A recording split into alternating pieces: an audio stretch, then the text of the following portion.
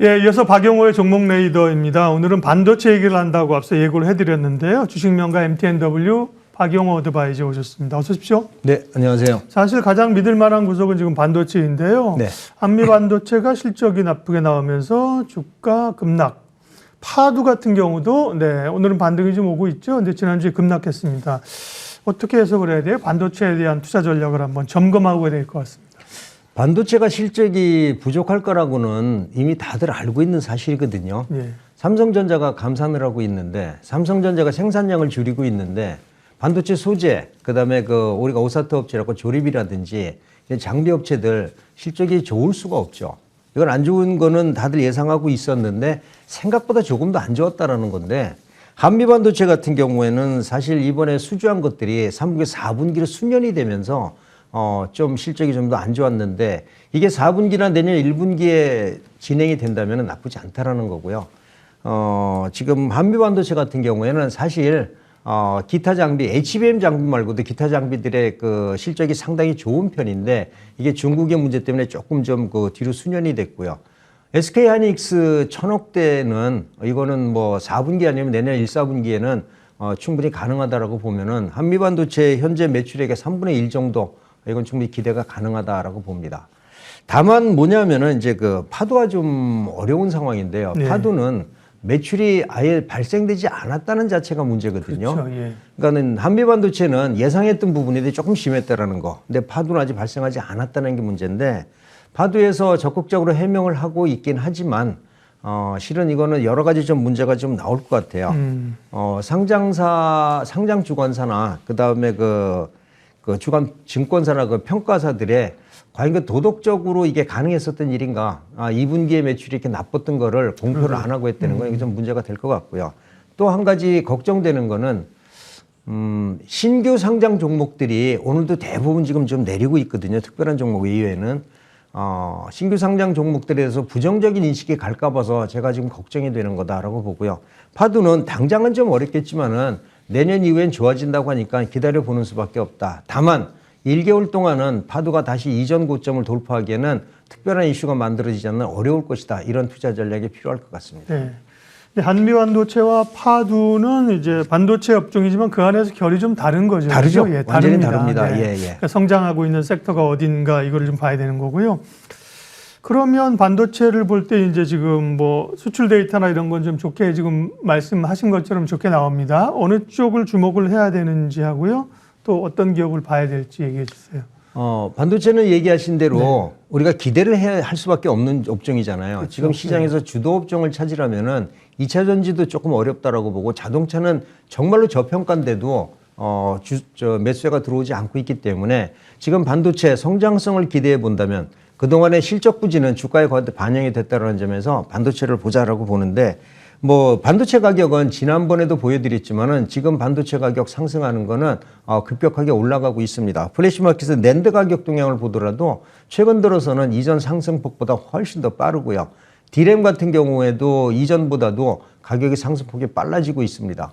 수출 동향을 한번 살펴보면은요, 지난번에 수출 동향이 조금 좀 줄어들었긴 했지만은 4분기에 이 정도 가격이 반등하는 정도면은 4분기 실적도 이전보다도 굉장히 좋아질 거다라고 보고, 저게 물량이 아니라 가격이라는 점에서는 반도체 나쁘지 않다라고 여러분들이 보셔야 될 것 같아요.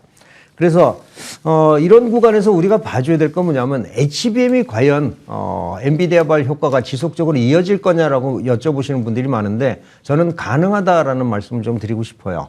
엔비디아 HBM 같은 경우에는 지금 뭐 구하기도 힘들다, 뭐 6천만 원, 4천만 원 얘기하는데, 이거를 못 만드는 이유는 첫 번째는 TSMC에서 문제가 있겠지만은, 여기서 필요한 HBM 같은 경우에도 공급이 좀 달리고 있다라는 얘기예요. 삼성전자에서 공급을 한다라고 했는데 조금 어려웠다라고 하지만은 HBM3E가 삼성전자는 거기에 타겟을 맞추는 것 같아요. 지금은 안 해도 괜찮다.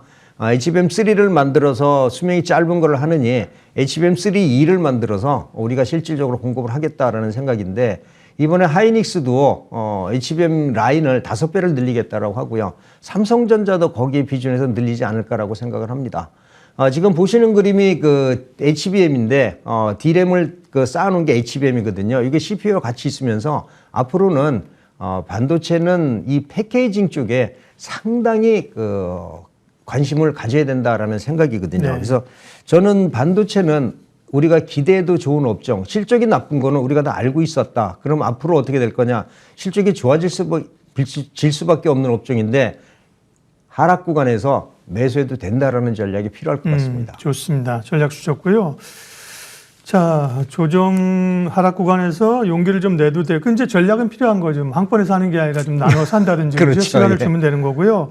근데 오늘 관심 종목이 동진 세미캠입니다. 보면 이제 HBM이나 장비 업종이 아니라 소재 업종인데 주가는 좀 돌아서는데 소재는 조금 빠른 거 아닌가 싶은 생각도 드는데 동진 세미캠을 말씀하시는 이유. 그게 이제 반대입니다. 네. 지금 HBM 수혜 종목으로 보면은 한미 반도체를 빼놓을 수가 없을 거예요. 그렇죠. TC본도 빼놓을 수가 없고요. 그다음에 레이저 리플러 장비, 레이저 셀이나 프로텍 이것도 빼놓을 수가 없습니다.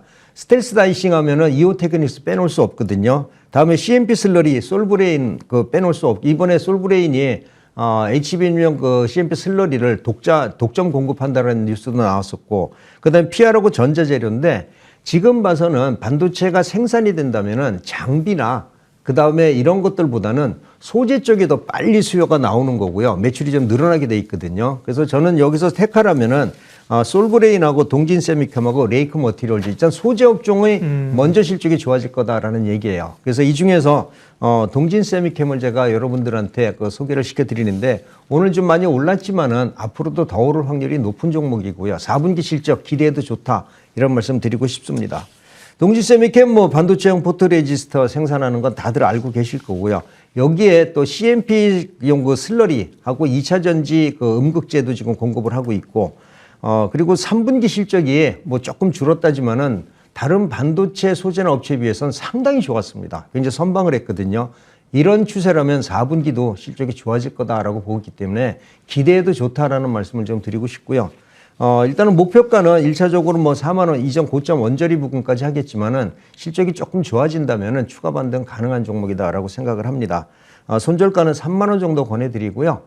반도체 소재 업종이 먼저 좋아질 거다. 그리고 또 하나 한미 반도체 크게 걱정 안 해도 되겠다. 이런 말씀 마지막으로 드리겠습니다.